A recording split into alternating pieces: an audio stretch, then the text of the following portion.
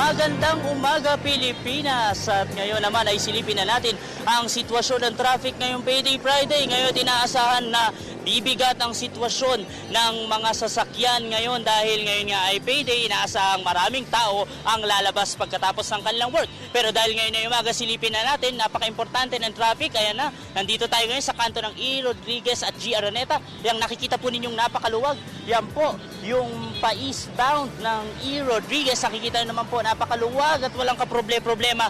Siguradong magiging maayos ang inyong pagbiyahe kung kayo ay papunta ng area ng Cubao at further pa dyan sa may area ng New Manila. At nakikita nyo rin yung bakanting area na yan ng G. Araneta Avenue.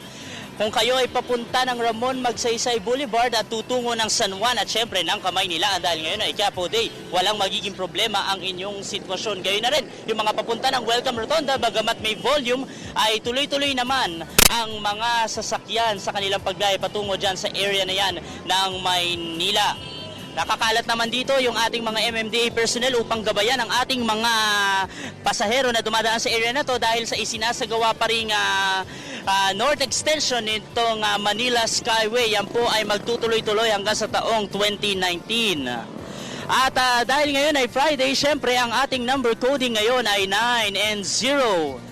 9 and 0 po kung ang plaka po ng iyong sasakyan ay nagtatapos sa mga numerong yan, kayo po ay hindi pinapayagang bumiyahe ngayong araw simula alas 7 ng umaga hanggang alas 7 ng gabi. Pero kung gusto niyo po magamit yan, maaari niyo pong gamitin yan mula alas 10 ng umaga hanggang alas 3 ng hapon. Yun nga lang, may exemption ang Makati at Las Piñas dahil maghapon pong ipinatutupad ang number coding scheme sa mga nabanggit kong lugar. At syempre, ito na ang trending at pinag-uusapan na segment tuwing umaga, ang ating It's a Sign. Syempre, ito na ang ating It's a Sign. Ako, relate ang marami dahil napaka-maulan ngayon, lalo na paghapon or gabi.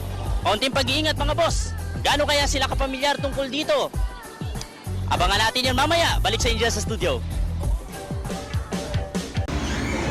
Ako po si Cathy San Gabriel. Subscribe na sa PTV YouTube channel. I-click lang po ang subscribe button.